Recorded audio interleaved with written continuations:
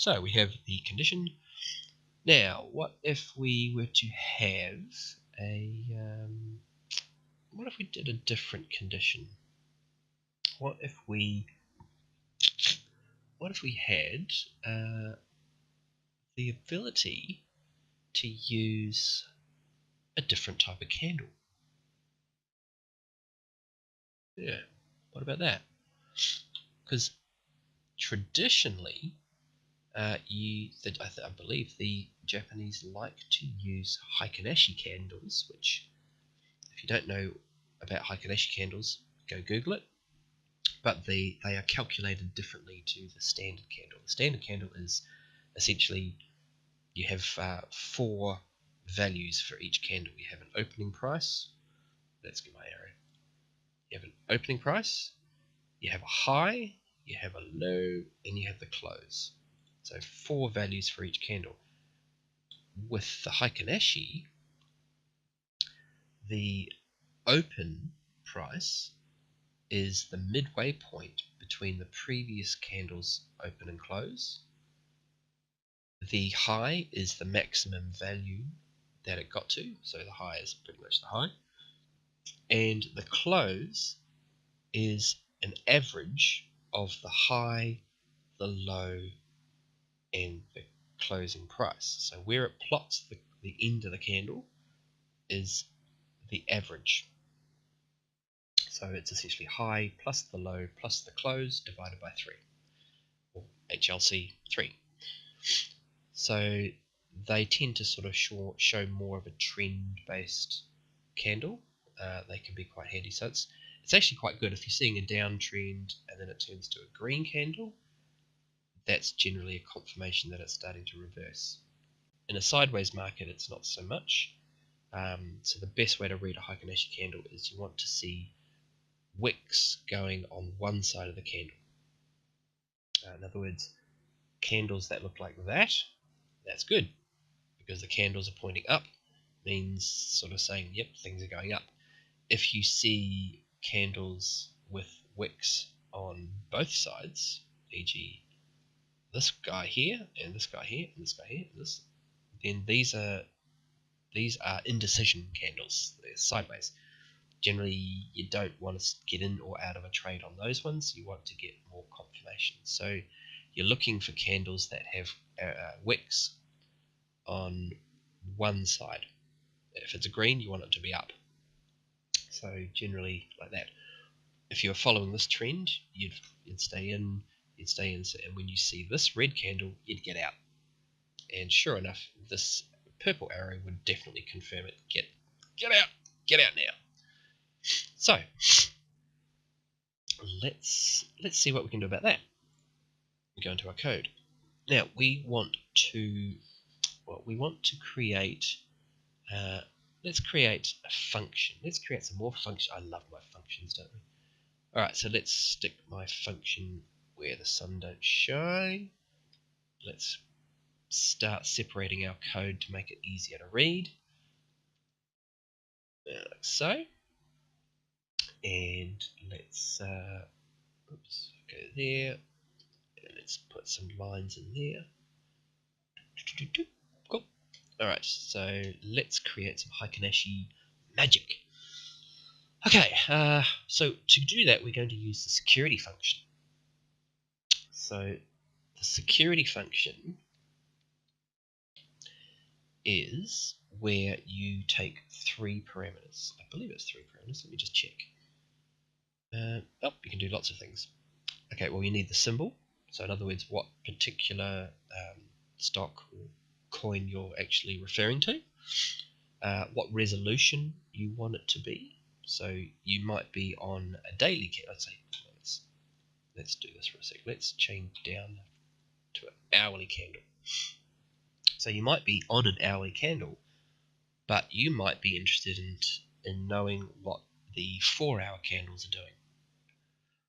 Alright, so we can specify a different resolution. Now the reason why I went down to an hourly candle and then said what is the 4-hour candle doing is it's generally easier to know what the higher frame is doing, rather than if you're on a daily candle and you said what's the 5-minute candle doing, you're just going to end up getting an average. If you're plotting it, you're just going to get an average of what all the 5-minute candles were in that daily period. So it doesn't really work backwards. So we have the symbol, the resolution, and the expression. Now the expression is what data are you wanting to get from doing this. So for example, you could go, the ticker ID is the way you would refer to whatever you are looking at. So, I'm on Bitcoin dollar on Bitfinex, so therefore that's what will be passed in here. You can do other things. You could do, well, I want to know what Binance is doing with their Bitcoin USDT value. Alright, so even though I'm looking at Bitcoin dollar on Bitfinex, I can pull in the data from, say, a daily candle, and I want to know what the close is doing. Alright, so this line here, although I'm not going to use it, this would give me the Bitcoin USDT value on the daily close, even though I'm looking at the Bitcoin dollar on the hourly candle using Bitfinex. Alright, so that's sort of how we can use the security function. Quite handy. What we could also do is, say we didn't want to know the daily, we could say, well, we just want to know what the current period is. Whatever period we're looking at, that's the period I'm interested in. So we just put period. And then, well, close, that's the close. Okay. So how does this relate to Heikin Ashi? Okay, well, to begin with, first of all, we want to change the ticker ID, which is written like that. Ticker ID, that needs to be Heikin Ashi style, not standard candle style. So we are going to obviously use a different function. So let's call it, let's create a variable to start with. Let's call it HA for Heikin Ashi. Let's call it Heikin Ashi ticker. There we go. That's a good variable. And that is going to be equal to, and sure enough, there is a function, Heikin Ashi. There it is. And we want the ticker ID, T-I-C-K-I-D, ticker ID. So what this variable now does is it gets the value of the Heikin Ashi version of the ticker ID. So we're just using the Heikin Ashi version of ticker ID, which means instead of using ticker ID in the security function, we now use the variable HA ticker. So what this security function now delivers is the closing price of the current period of the current ticker, but using Heikin Ashi candles. Alright, so let's wrap that security function into a variable. Let's call it Heikin Ashi underscore close. There we go. And that's now a variable that is equal to the closing price of the current period using Heikin Ashi symbols. Cool, man. Now we could actually use this as a function.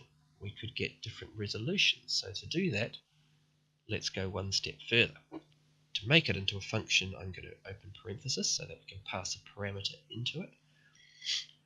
It's going to be called period, and make that into a function, and then we'll put period there. Now what I'm doing here is I'm going to call the function HA close. I'm going to pass in a period or a resolution, what resolution we're interested in, gets passed in.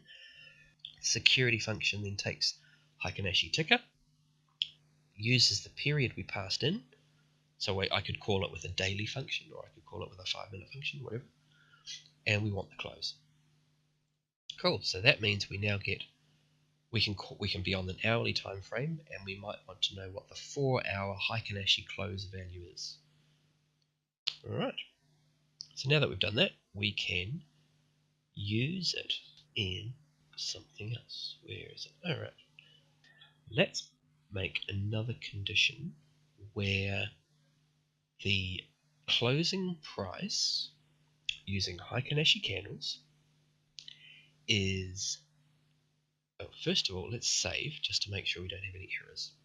That's always good to know. And okay, cool. Okay, so we want to know when the price using Heikin Ashi style candles closes above the Kumo, because that signifies that we're in an uptrend. Okay, and if it closes below, well, then that signifies we're in a bear trend. But one step at a time. Alright, so for starters, I'm just going to turn this to false, so that it turns off the candles permanently until I re-enable them. And purple arrows be gone. I want that line. Let's copy that one. There we go. Awesome. Now let's do something here. Let's make we're basically going to use this whole structure, aren't we? So we're going to first, let's start with being able to turn the condition on or off. So let's give it a new variable, because we can't have the same variable name. So condition 2 is turned off. Let's call it show Heikin Ashi close above Kumo.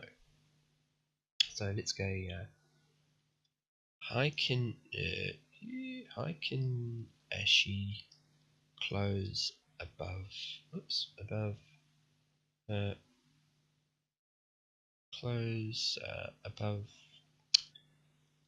well, above Kumo, above or below, oh no, there we go, that's what it is, above or below Kumo. And let's just be consistent with our capitalization. Oh, what the hell.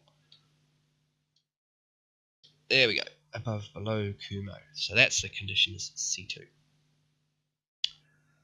And now, okay, so next step, if we look up, we need a variable. CK cross KJ, let's give it another name. So we're going to be calling it, let's say, Heikin Ashi close. And it's going to, well, it's going to be crossing above the Kumo, isn't it? So crossing Kumo. That's the name of the variable. Right. New line, one space across to be a line continuation. We're going to use crossover confirm, because we want it to confirm that it's crossed and has stayed above. So crossover confirm. So let's just take this whole thing. Actually, yeah, let's take one line at a time. Crossover confirm. Now we don't want the parameters CK and KJ offset, so we'll get rid of those. What we want is to have the Heikin Ashi close, which we create here. So we're going to call Heikin Ashi close, and that's what we're going to pass in. So we're going to go Heikin Ashi underscore close, and we need to pass in the current period, and that has to close above the Kumo. So it needs to be, well, the Kumo is 2 lines, so we want it to be the top of the Kumo. So Kumo underscore top. Now there's a problem here. What the hell? At the moment, the code has no idea what I mean by Kumo top. So if I hit, if I hit save, it's going to give me an error saying something in red. Let's have a look. There we go. Line 66 mismatched input end of line without continuation expecting. Okay, so that's what that's saying is you've got a variable that is asking a question, and it's asking, okay, what happens if it's true? And that's it. what about if it's false? Right, well, let's make it happy. Let's take this one. Actually, yeah, copy that. One line. 0. Cross under confirm. Heikin Ashi close. Copy. Now, if we're going to have Kumo top, we're obviously going to have a Kumo bottom if it's crossing under. Let's get rid of that rogue thing there. Okay, so now if we hit save, we're probably going to get a different error. Oh, we're going to get another error because of that too. There. Okay, let's hit save and then see what happens. Okay, line 66. There we go. That's the error I was wanting. Undeclared identifier Kumo top, undeclared identifier Kumo bottom. Okay. So what that means is we need to create these variables and teach them what is a Kumo top and what is a Kumo bottom. So we aren't going to know what a Kumo top and a Kumo bottom is until we know what a Kumo is. And so if we look down the code, we have SKA and SKB, and those are what define the Kumo. So until we get SKA and SKB, we won't know what the top and bottom is. So that is where we're going to create our variables. Kumo underscore top is equal to something, and Kumo, actually, you know what, let's do the top, and then I can copy the code and modify it. Okay, so what is a Kumo top? Well, I can't show you the script because so just for now, I'm just going to comment that block out, and I'm going to comment that out and resave it, and I should hopefully get my Ichimoku back. Give me my Ichi. Thank you. All right, cool. So now that I've got these options, let's turn off the TK, the KJ, and the Chiku, and there we go. Okay, so a Kumo is this big green thing or this big red thing. What's the top or the bottom? Well, we can't say, well, the top has got to be above SKA, because down here, when it was red, the top above SKA would be in the cloud. It could be in the cloud, it could be above, but we need to know whether it's above either one of these lines. So, easy way to do that is this. Uncomment that. The Kumo top is going to be the greater value of either the SKA or the SKB. Does that make sense? So in other words, the maximum value between SKA and SKB. That's pretty simple. So the max function, you give it the parameters, you give it whatever parameters, x and y, in other words, SKA or SKB, and whatever has the greater value, that's what will get returned. So if it's a green Kumo, SKA will be greater than SKB, therefore Kumo top will get the value of SKA. If it's a red Kumo, then SKB is above SKA, therefore SKB will get passed into Kumo top. Alright, so now that we have Kumo top, we can make Kumo bottom. But instead of being max, we want the minimum. So we want to know what the lowest value is. So we'll change max to min. And now we have a Kumo top and a Kumo bottom variable that will reference the top of the Kumo or the bottom of the Kumo, regardless of whether it's bearish or bullish. Okay? Yeah, get out of there. So now, when I uncomment this block of code, it'll get down to it, it'll evaluate crossover, confirm Heikin Ashi close with the current period and the Kumo top, and now it knows what a Kumo top is and a Kumo bottom. So if we hit save, cross fingers, we get no errors, and the little red asterisk goes away, and voila. Sweet. Alright, well, now what are we going to do with that? So now that we have our condition, it's evaluating it on each candle, and we're getting a 1 or a -1 or a 0. So following along this, we'll go, well, we need to get a colour up and a colour down. So let's throw that down there. We'll replace the variable colour at the beginning of it with that and that. So now we have a colour up and a colour down. Let's not give it purple because we wouldn't be able to tell the difference. So let's give it a different one.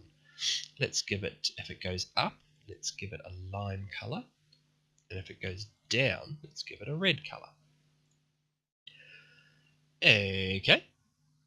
Easy. You can see how things are going now. We can just copy that. Actually, you know what? We can just do this. Alt. Boop, boop, boop, boop, boop. So I'm holding Alt and pressing down arrow to do that after copying it with the Shift. Did that make sense?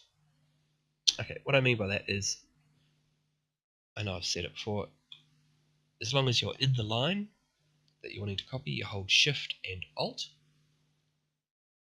and down arrow, and it makes a copy of it, and then you take your finger off Shift and use Alt, and then you can move that line up or down. And the same works for blocks of code if you select the whole block. Cool. Okay, so we've got a plot arrow. Let's replace C1, so we want to be able to turn this condition on or off, so C2. The variable needs to be Heikin Ashi close with the Kumo, like so, and it can't be equal to 0. The condition is going to be the second condition, and it's Heikin Ashi closes Heikin Ashi, well, that's actually cross, isn't it? Heikin Ashi crosses, yeah, Kumo arrow. Cool. And then the color will be a different color, whatever we specified here. Max height 90 and 50. Well, let's say well, let's make it a little bit less. Let's say it's 70, and the minimum height is, say, 30. Okay, so now if we hit save, let's see what happens. Yeah, no errors. Doing well today. Alright, we go into here and we turn this condition on. There we go, and we get some green arrows. That's weird. We've got green arrows under that. Oh, there we go. Yeah, so of course it crossed above the Kumo. Now, why did it do that? Crossover confirm. I've stumped myself. There we go. So, the problem that's happening here is because if you're looking at it and you're thinking, well, hang on, why is there a green arrow there when it's been above the Kumo all along?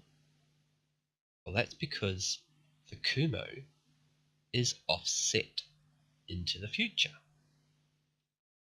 Alright, so the same thing we did previously, where we had to specify that we wanted a certain period ago, or in other words, the value stored in CK offset for the keygen, we need to know that the Kumo certain periods ago. So we want to know that the close has crossed above the Kumo offset ago. So we take that variable and go into the function Kumo top and put it in there, square bracket, in there. Now we'll hit save and turn down the TV. Cool, looks like no errors occurred. Now let's see what happens if we turn that condition on. Oh, looks like it worked. Boom, there we go. We get a green arrow when it crossed above. Well, let's put a Heikin Ashi candles on there. There we go. So, and remember it's confirming with one candle too. So it actually closed that candle above the Kumo and confirmed it with that candle there. So we get a green arrow. And this one here, it closed below. So there we go. So if we go, well, we were above the Kumo there, and then the close was under the Kumo there and confirmed it there. Just like there. All right. So that has now given us two signals. We can either show when the Chiku crosses the Kijin by turning on or off, or we can show when the Heikin Ashi closes above or below the Kumo by turning those arrows off. If we turn them both on, you can see that the purple arrows are longer, because this one occurred at the same time. The purple arrows are longer than the red or green arrows by a little bit, which means that we get this little purple dot. So you could say, well, if you get one of those arrows, then it's like extra confirmation. But if you just get the one arrow, well, maybe you could ignore that one for now.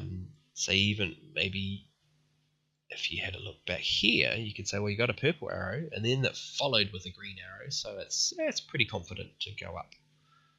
All right. Same thing for going down. We had a down, we had up, we had down, up, down, up. Oh, then we had a red down, and then we had a purple down. So let's get down, get down. Then we had an up. So, each to your own. All right. So, well, obviously, if we're going to have those arrows, we may as well have the alert conditions to go along with it. So we can take those two lines. I'm going to shift and alt to copy those lines like so.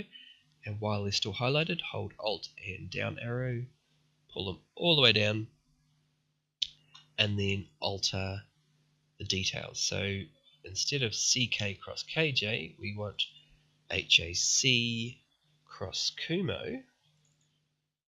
And here we go. Yep. So the condition titles are C2, long signal and short signal, and C2, C2, and Heikin, actually the message, Heikin Ashi closes above Kumo, and I'll just paste Heikin Ashi closes below Kumo. Right, so then we can hit save, and no errors, yay. Cool, and then we can go into here. Cool. Let's see what happens. So my itchy, there they are. So now we've got our two signals. We can either look for our long signal based on the Chiku crossing the Kijin, or we could go our long signal based on the Heikin Ashi closes over the Kumo. A little bit hard to tell in that, so you might want to, actually, if we choose that second one, see the message is good, but maybe we would want to go like this. We might want to go like that. Heikin Ashi cross long and Heikin Ashi cross short, which means you would also want to do the same thing over here.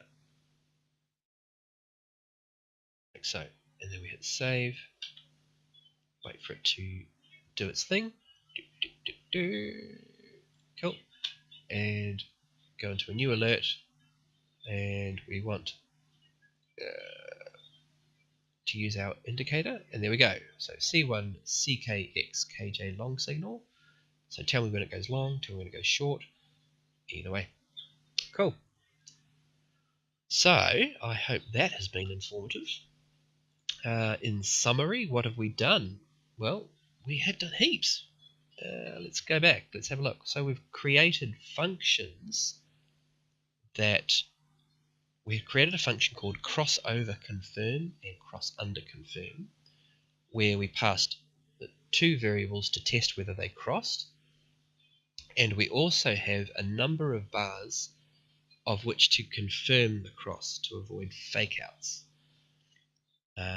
So that's what we did. We also created a way of checking whether the Heikin Ashi candle has closed by creating the Heikin Ashi candle, and we also made that a function where we can actually pass in a custom time resolution. So in other words, what we would do with that if we wanted to is, instead of passing in the current period, we could say, well, let's pass in 240 minutes. Okay. 240, so that's 4 hours essentially. So if we hit save on that, let's hope we don't get any errors. Because I haven't tested this. Well, there we go, no errors. Sweet, so it should work. So now if we turn on that one, there we go, we're on a 1 hour period, but on the 4 hour it's truly confirming that it's crossing. Alright, so we have crossovers, we have Heikin Ashi candles on multiple time periods. What else did we do? We created the Kumo top and Kumo bottom using the max and the min function. We created a condition which drew arrows, all arrow charts, lovely purple arrows. If you start running out of colours, just a little quick thing, supposing we didn't want purple, we want the Chiku crossing the Kijin, but we want our own colours. We don't want purple, red, or the standard colours. We want to define our own colour. There is this really cool website called Color Hex Codes, www.color-hex.com. Obviously, I'll stick the website in the description. But you can choose your own colour, and it will tell you the hex value, hexadecimal value of that colour. You also, up the top here, you can choose this drop down. You can dial up whatever colour you like. So let's see what we're doing. We're going the Chiku crossing the Tenkan. So let's give it a slightly blue colour, because that's what our Tenkan is. Let's choose that sky blue colour like that. That's pretty nice. And so as I move it around, see this number is changing like that. So let's choose, say, that. Perfect. All right, I'll copy that. Then, instead of using the purple, I'm going to paste that hash value in there. All right, so now that we've got that one, we've got a blue, and let's say if it drops down below, let's give it a yellowy color. Let's give it an orangey color. How about that? Orange. No, a bit more red. There we go. There. Let's say whatever. I mean, it's up to you. All right, I'll copy that one and drop that in over the top of the word purple. Paste. All right, so now if we hit save, and remember, if you are going to do that, it needs to have the hash symbol at the beginning of it. All right, just a quick heads up on that. All right, let's turn on that condition, and there we have the blue line, the blue arrow, or that funny light tan skin color, whatever color, going down. So that means that if we were to have the second condition, now we can identify what's going on. We've got 4 colors going on. And so the color hex code website is really handy if you're wanting to choose multiple colors, and obviously depending on how many colors you can see. Yeah, there you go. So that is how we did the colors and how we did conditions, multiple line if statements. So the way, just a quick breakdown of that, we have the variable equals, and I go new line with one space, the first part of the equation with a question mark, well, the first question, and the value that happens if that question is true. Then the next line with one space, I start with the colon. That then has another question with a question mark, and then this is the value if that question is true. And if that's not, none of those are true, then we have the ending of it, which is like the default 0. So yeah, so condition, question mark, and then colon, and then whatever happens after that. In this case, we have another question and a value, and then we have a colon. And we could keep going. We could have another question and a question mark and a value, and then another question and a colon, and then another question, and blah, blah. All right, so simple breakdown of the if statement there is, actually, I'll just write it out. So we would have condition. That's not how we're going to spell that today. Condition, make it a question, value if true. Wow, my fingers are fat all over the place. So value if true on the colon side of the equation, value if false. All right, so condition, value of true, value of false. Now in this situation, what I have is I have condition, value if true, then I have second condition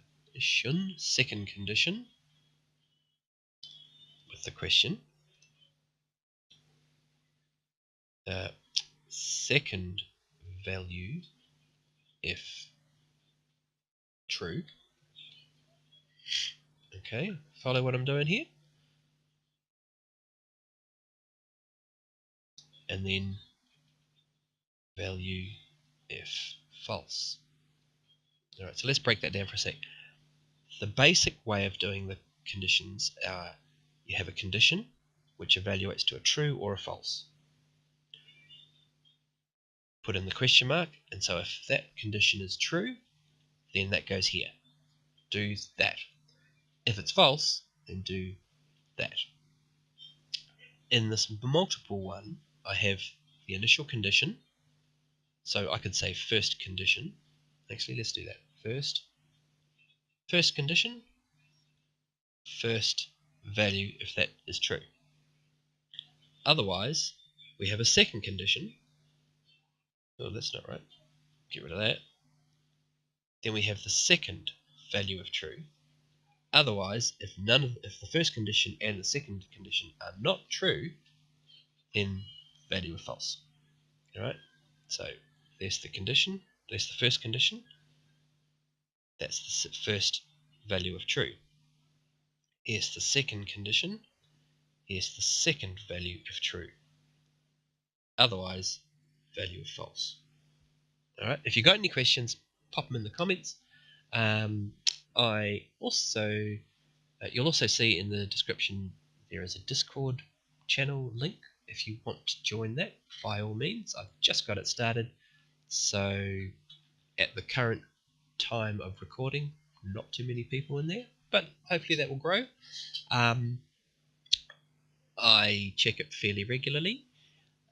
If you've got any questions or comments, or you've got an alternative way of coding, or you want to share some code, by all means head on in there, join the channel, make it a community, see what we can build.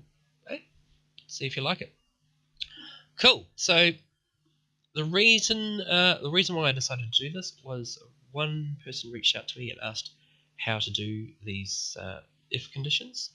There is one more way of doing an if condition, and that's where you can say, like for example, you go x equals if condition. Oops.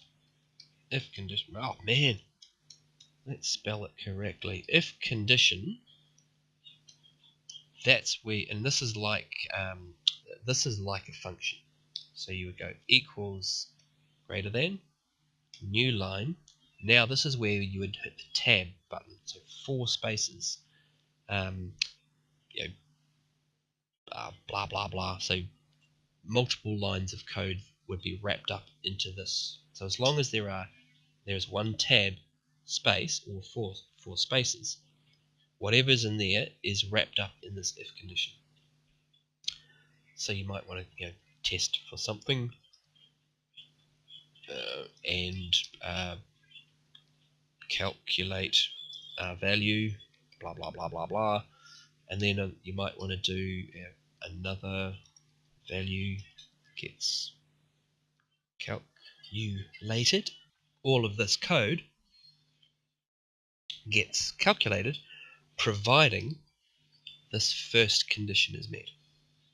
Okay, so you might want to say, for example, you could do this. You could go if, well, we did it up here, didn't we? We had a condition. We had Heikin Ashi close. If Heikin Ashi close, let's go back to the step. If the Heikin Ashi close of the period is, the condition is greater than Kumo top. Condition is if Heikin Ashi close with the current period is greater than the Kumo top, and up there, then that signifies that we're in an uptrend. So if we are in an uptrend, then we could do other stuff. So we could, for example, let's say, what could we do? We could color the background. For example, we could say BG color equals color red with let's give it say 60% transparency. All right. Yeah. Then we can jump out of our function by going back to the margin, and we can say, actually, yeah, BG color, and we can say BG color. Now, I'm not sure if this is going to work. It may throw an error. If so, let's diagnose it. There we go. Syntax error at question mark line 55. Oh, it's way back here. What the hell? Oh, duh. Of course, because I was prattling on about that. And let's just get rid of it. Actually, let's just delete. Alright, so let's explain how that works. If the close is greater than the Kumo top, then it's an uptrend. So there's no point putting it red. So let's make that green. And I can see from here, we want to increase that to 80. Alright, save. Okay, so what's going on here? If we have, oh, I can hardly see that now. Let's put that back to 60. Okay. If we have an uptrend, then we have the background is painted green.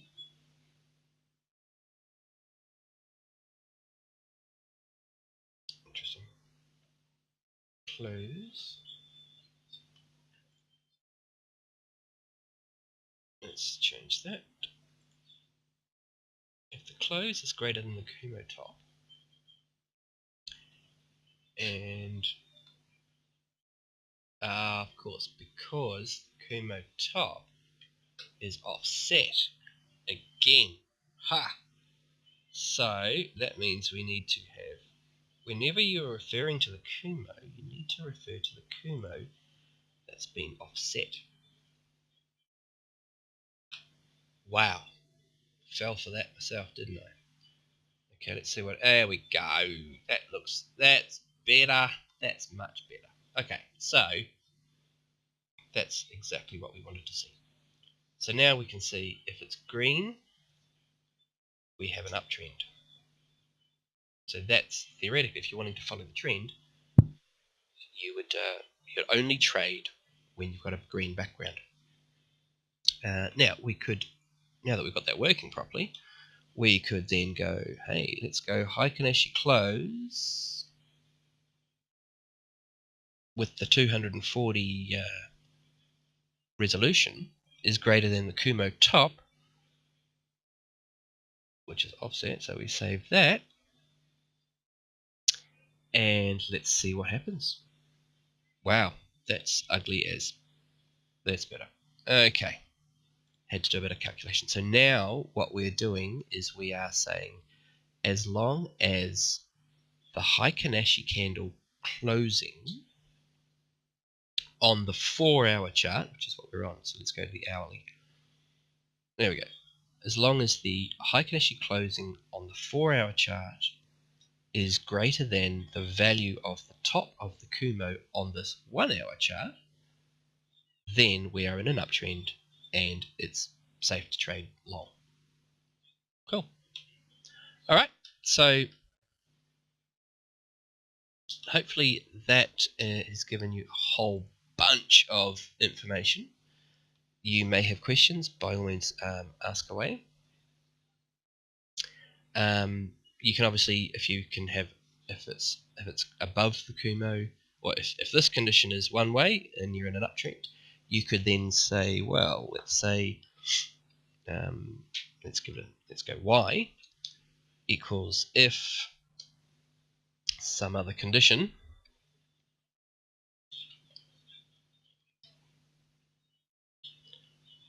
if some other condition is true, and this time remember you don't put the equals greater than sign like a function, you just go new line tab, okay? Then you could say whatever you want to do, BG color equals red. Now just a quick what I'm doing here, okay, and we'll move that down. So what I'm doing is I'm specifying first of all the variable BG col, short for background color. I'm giving it a color value of red and 100% transparency to start with. So I'm creating the variable and giving it a value. Then in the if condition, the if statement here, there are two of them. The first if statement, x, is I have a condition. So in this example, my Heikin Ashi close on the 4-hour chart is greater than the Kumo top. Well, I've seen it. New line with a tab across, so 4 spaces. Then I'm making that variable now equal, or I'm changing it, so that's why it's got a colon and an equal sign. I'm now changing it to be the color green with 60% transparency. So where it was red with 100, it's now green with 60. So as the code flows down, it comes across, it creates a value, it creates a variable, gives it the value of red 100. Then it hits this if condition, and if it evaluates to true, it then changes it to green with 60% transparency. It then comes down to this condition, and it says if some of the condition. So I could take this, copy this. Some of the condition will be if the Heikin Ashi close is less than Kumo bottom,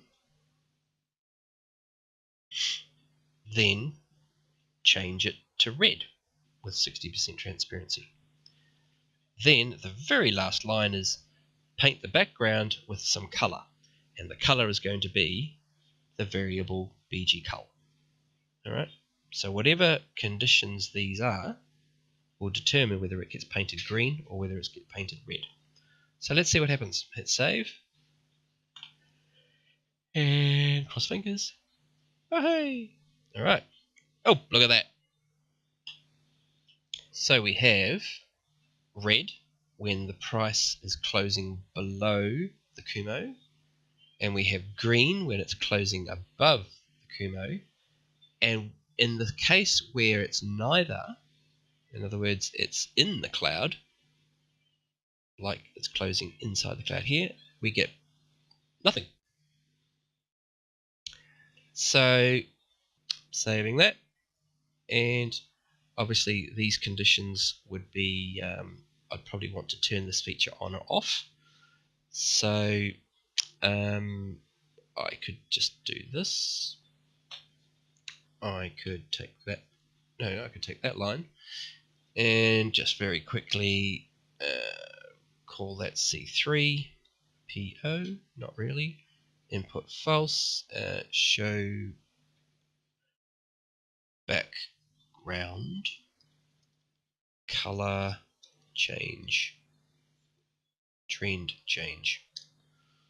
Cool. And then if C3 is true, is C3 true? Give me a background color. Otherwise, no. Save, and this should theoretically turn off the background color because default value is false. Boom. Voila. And turn it on. Turn it off. Nice. Alright, so now we've turned our Ichimoku into a pimped out Ichimoku. We have crossover confirm number of bars. We can change the offset individually from the Kumo to the Chiku. We can turn each line or each component of the Ichimoku on or off as we choose. We can choose to show 2 different signals, and we can also paint the background green or red depending on what our trend is on a higher time frame. Wow, that's pretty cool, huh? What do you reckon? Did you like that? I mean, come on. That was pretty cool. Maybe play with it. Give it a go. See what you can come up with. If you have any questions, comment. If you want to help support the channel, there are options for that in the description. Choose whatever you want. If you want to buy me a drink, send me something, whatever. Up to you. I'll continue doing this while I have some information to share and teach. Join the Discord if you want. Ask questions there. I don't really like having conversations on YouTube comments. It's just easier to have a conversation on Discord. So join that. Subscribe if you think, hey, this is pretty cool information. I want to know what happens next, and I want to stay tuned. Hit subscribe. If you liked this content, there's a button for that. It's called the like button. If you disliked the information, if you thought I was rambling, which I probably was, and I apologize. If you disliked it, well, there's a button for that too. But you know what? Do me a favor. Whatever button you decide to click, if you do decide to click a button, if you like it and you click that one, leave a comment. Tell me why you liked it. Give me some feedback. If you disliked it and you decided, yeah, I'm really going to tell them about that, and you click the dislike button, leave me a comment. Tell me why you disliked it. Help me learn. Help me grow. Help me develop meaningful content. So there we go. I think this video has gone way longer than it needed to. So yeah, I'm going to close off now. I'm going to see you later. Well, I'm not going to see you later. I will do another video at a later stage. And catch you later, guys. Have a good one. Be nice to your fellow people. And get a dog. Feed it well. Or don't get a dog. Whatever. You don't have to get a dog. Get a cat. Catch you later before I really embarrass myself. Okay. Ciao.